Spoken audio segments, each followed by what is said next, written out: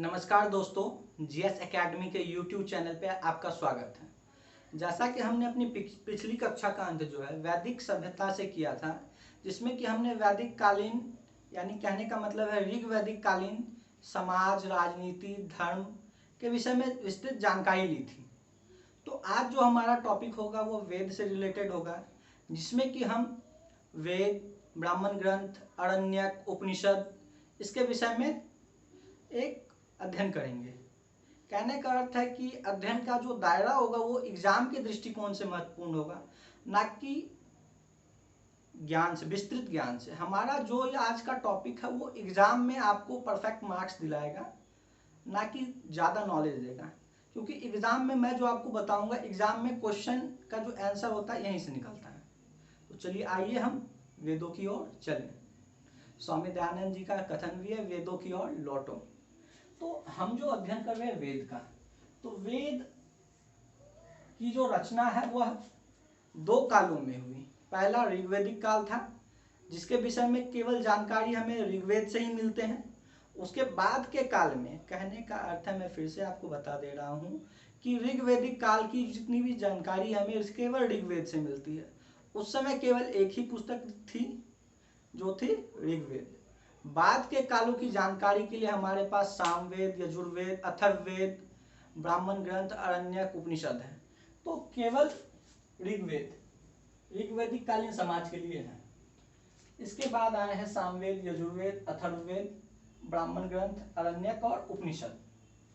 तो वेद का जो संकलन है वो संस्कृत भाषा में हुआ है, और आर्यों का जो आगमन है उससे कई सालों बाद हुआ है।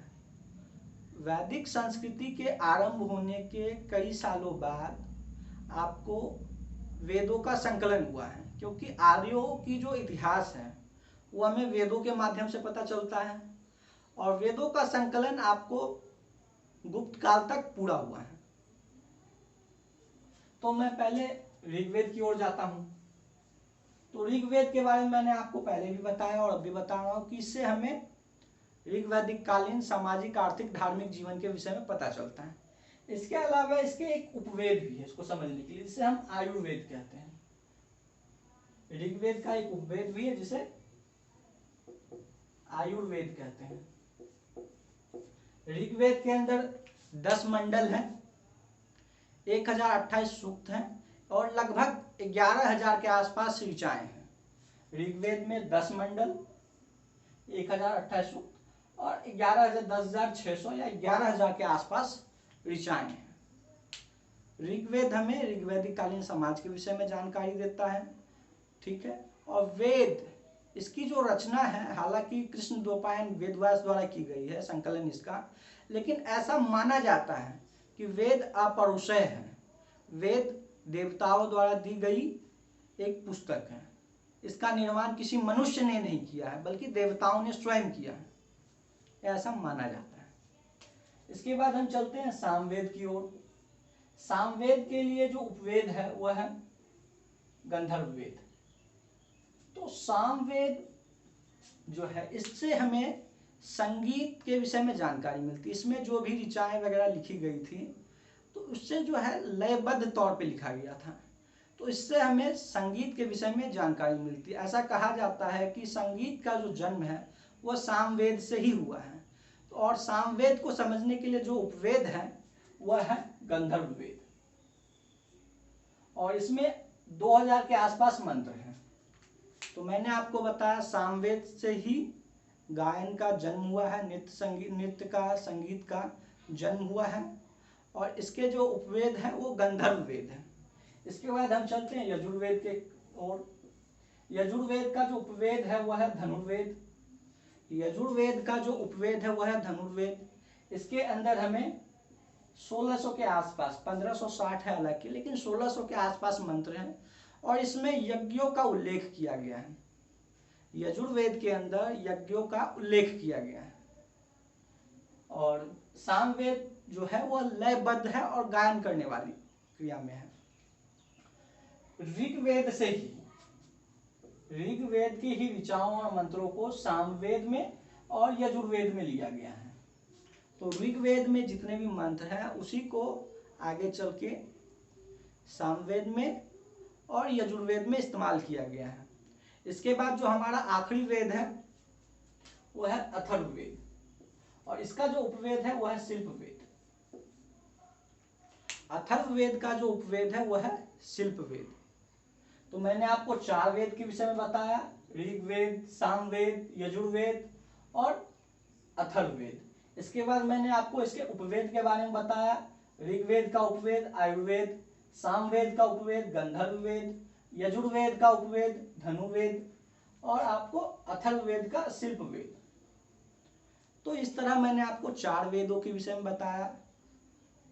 अब हम चलते हैं इसके आगे। तो मैंने अथर्ववेद के बारे में आपको बताया था कि अथर्ववेद का जो उपवेद है वह शिल्पवेद है। अथर्ववेद में आर्यो और अनार्यो दोनों के विषय में जानकारी मिलती है। कहने का अर्थ है, जब आर्य लोग बाहर से भारत आए थे तो यहाँ पे पहले से कुछ कबीले बसे हुए थे जिसे वे लोग अनार्य कहते थे। तो अथर्ववेद के अंदर हमें आर्यो और अनार्यो दोनों की जानकारी मिलती है। और अथर्ववेद के अंदर चिकित्सा, जादू टोना जैसी क्रियाओं के विषय में भी जानकारी मिलती है। तो अथर्ववेद हमें आर्यो अनार्यो की जानकारी देता है, साथ साथ हमें चिकित्सा और जादू टोना के विषय में भी जानकारी देता है। एग्जाम में ये वीवीआई क्वेश्चन के तौर पे आता है कि हमें अनार्यों के विषय में जानकारी कहाँ से मिलती है, तो इसका आंसर होगा अथर्ववेद। अगला सवाल आता है कि जादू टोना के विषय में जानकारी कहाँ से मिलती है, तो इसका भी आंसर होगा अथर्ववेद। तो इस तरह ये 4 वेद हैं। संगीत के विषय में गंधर्ववेद से जानकारी मिलती है, यज्ञ के विषय में हमें यजुर्वेद से, और जादू टोना तंत्र मंत्र के विषय में हमें अथर्ववेद से जानकारी मिलती है। और मैंने वेद में ऋग्वेद में बताया था इसमें 10 मंडल हैं। इसके बाद वेदों के बाद उत्तर वैदिक काल 1000 से 600 ईसा पूर्व में है। इसके अंदर जो रचना हुई, अगली रचना, वो थी ब्राह्मण ग्रंथ। वेदों को भली भांति समझने के लिए ब्राह्मणों ने ग्रंथों की रचना की जिससे को वेदों को भली प्रकार समझा जा सके। तो ये ब्राह्मण ग्रंथ के रूप में आया। तो हर एक वेद के ऊपर ब्राह्मण ग्रंथ लिखे गए हैं। जैसे ऋग्वेद पे ऐत्रेय और कौशितकी, ऋग्वेद पे ऐत्रेय और कौशितकी, सामवेद पे पंचविश, षड्विश और जैमिनीय, सामवेद पे पंचविश, षड्विश और जैमिनीय। इसके अलावा यजुर्वेद पे शतपथ और तैत्तिरीय, यजुर्वेद पे जो है शतपथ और तैत्तिरीय है। और अथर्ववेद पे एकमात्र गोपथ ब्राह्मण ग्रंथ जो है वह अथर्ववेद पे है।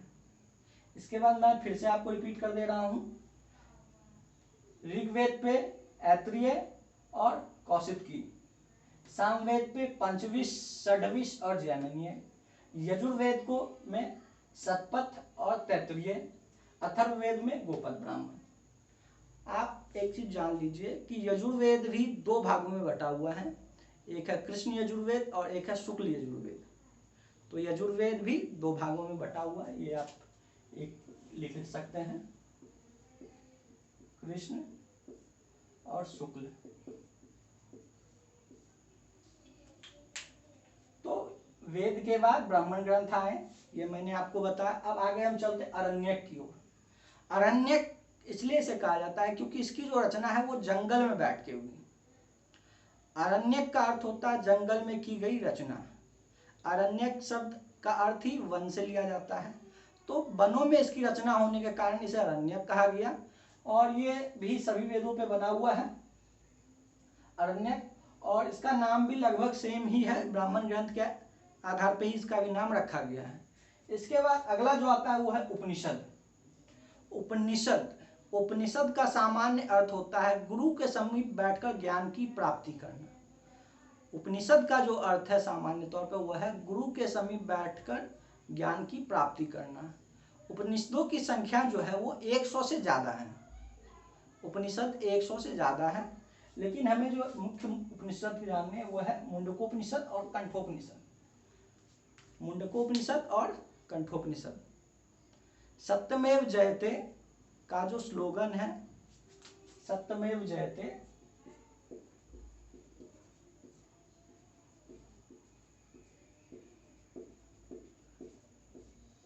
ये मुंडकोपनिषद से लिया गया है।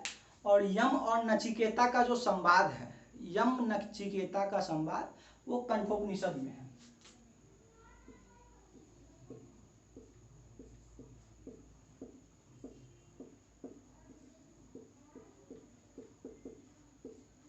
यम नचिकेता संवाद कंठोपनिषद में। तो मैंने आपको बताया उपनिषद का अर्थ होता है गुरु के समीप बैठकर ज्ञान की प्राप्ति करना। इसमें मैंने बताया कि 100 से ज़्यादा है इसकी संख्या।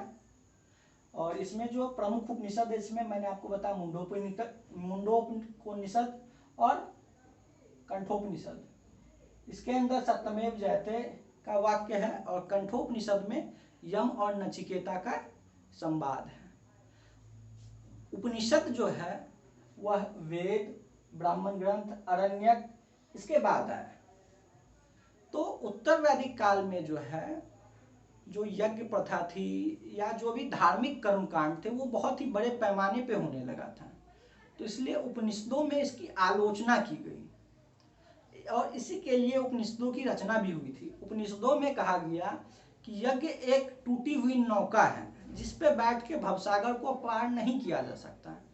तो इसके अंदर जो है धार्मिक कर्म कांडों की आलोचना की गई और ज्ञान को ही मोक्ष का सही मार्ग बताया गया।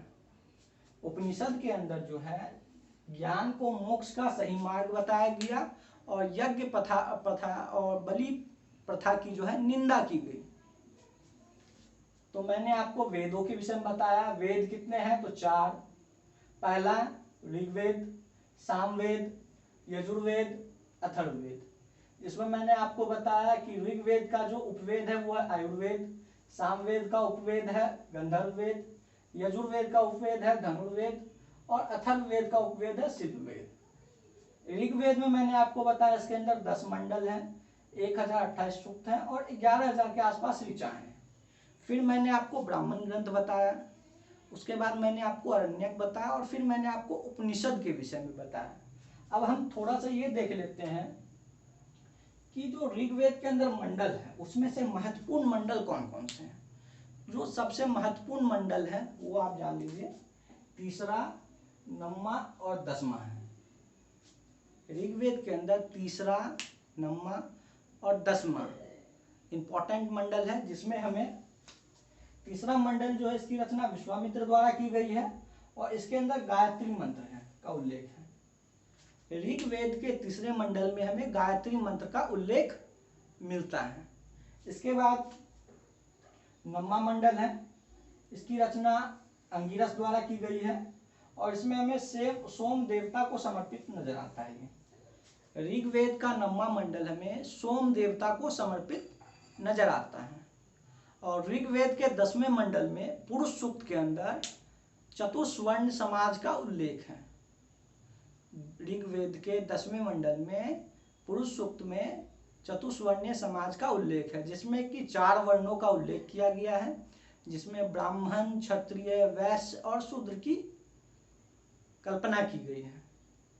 जिसमें कहा गया है कि प्रजापति के मुख से ब्रह्मा, भुजाओं से क्षत्रिय, जंघाओं से वैश्य और पैरों से शूद्र की उत्पत्ति हुई है। तो इसमें क्या कहा गया है कि मुख से ब्रह्मा, भुजाओं से क्षत्रिय और जंघा से वैश्य और पैरों से शूद्र की उत्पत्ति हुई है। शूद्रों के लिए जो है अन्यस प्रेस शब्द का प्रयोग किया गया है। कहने का अर्थ है शूद्र जो है वो सबसे निम्न तबके के हैं और शूद्रों का यह कर्तव्य बताया गया है कि वो ऊपर के तीनों वर्णों की सेवा करें। शूद्रों के लिए कहा गया है कि वो ब्राह्मण, क्षत्रिय, वैश्य ब्राह्मण, क्षत्रिय, वैश्य की सेवा करें, इसलिए उन्हें अन्यस प्रेस कहा गया है। और ऊपर के जो तीनों वर्ण हैं उन्हें द्विज कहा गया है। ब्राह्मण, क्षत्रिय, वैश्य को द्विज कहा गया है। इसके अलावा आप मंडल के विषय में ये जान ले कि ऋग्वेद में जो है 1ला और 10वां मंडल नया है। ऋग्वेद का 1ला और 10वां मंडल नया है, इसे बाद में जोड़ा गया है। और 2रा और 7वां मंडल पुराना है, इसे एक ही कुल के ऋषियों ने बनाया है। तो ये मैंने आपको एक ओवरऑल वैदिक सभ्यता के अंदर जो भी वेद थी, ब्राह्मण ग्रंथ थी उसके विषय में जानकारी दे दिया। अब हम आगे चलते हैं और देखते हैं कि ऋग्वेद काल में जो भी नदी थी उन नदियों के उस समय क्या नाम थे। जैसे कि उस समय कुर्मू नाम की एक नदी थी जिसे कुर्रम कहा जाता था। कुर्मू नाम की एक नदी थी जिसे कुर्रम कहा जाता था। इसके अलावा कुंफा, इसे काबुल कहा जाता था। अभी के वर्तमान में ये काबुल नाम से बहती है। प्राचीन नाम इसका कुंफा है और वर्तमान नाम इसका काबुल है।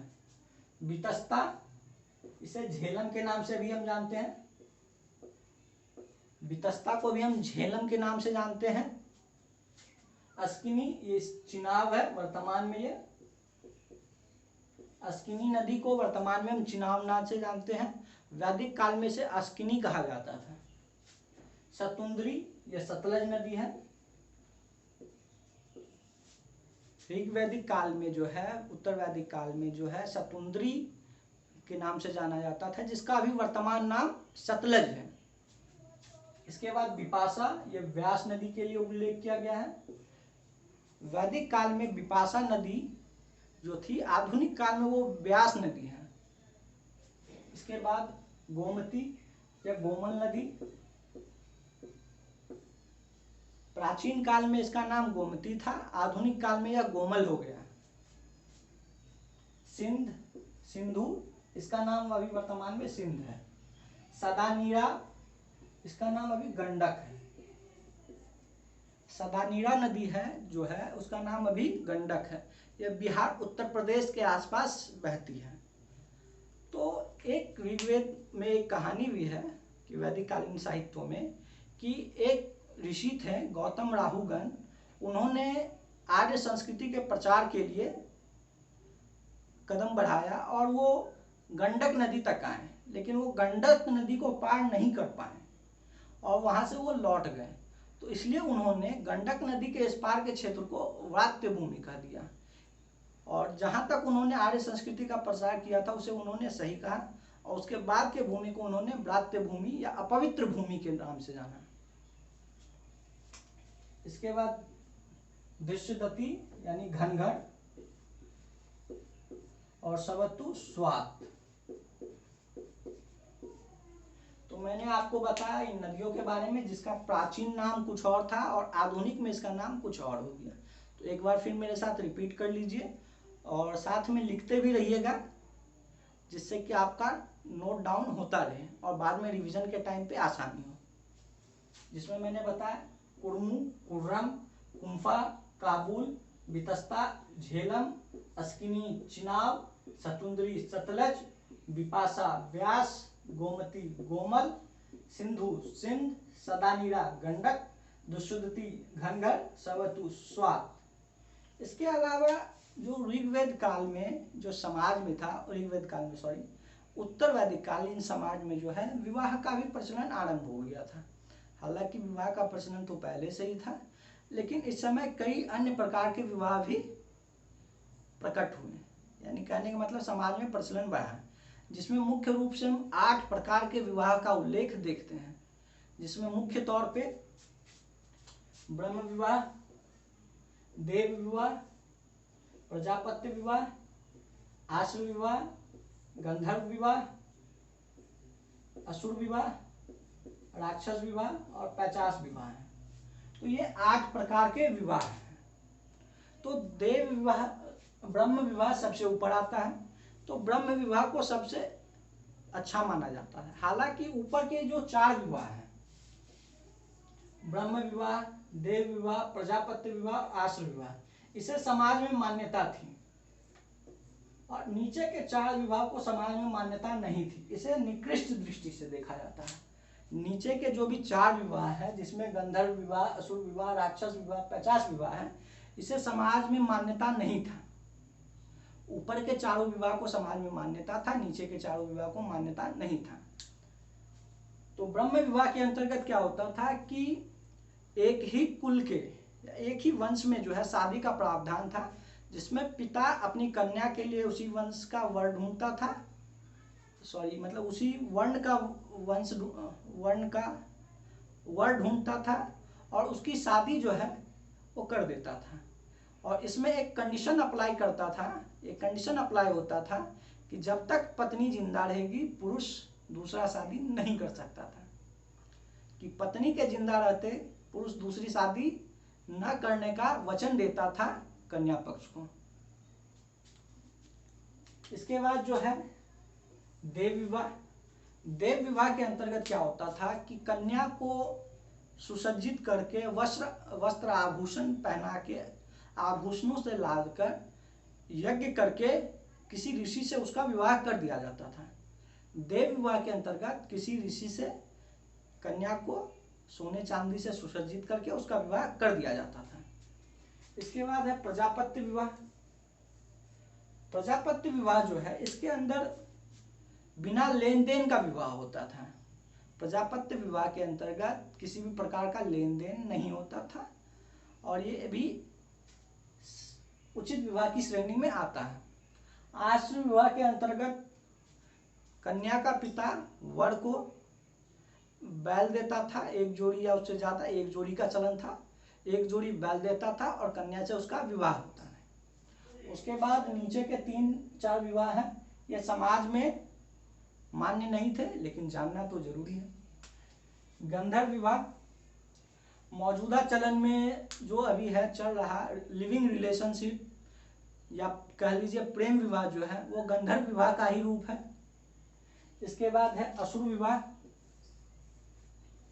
तो इसके अंतर्गत क्या होता था कि कन्या के पिता को पैसे देकर उससे शादी करना असुर विवाह कहलाता था।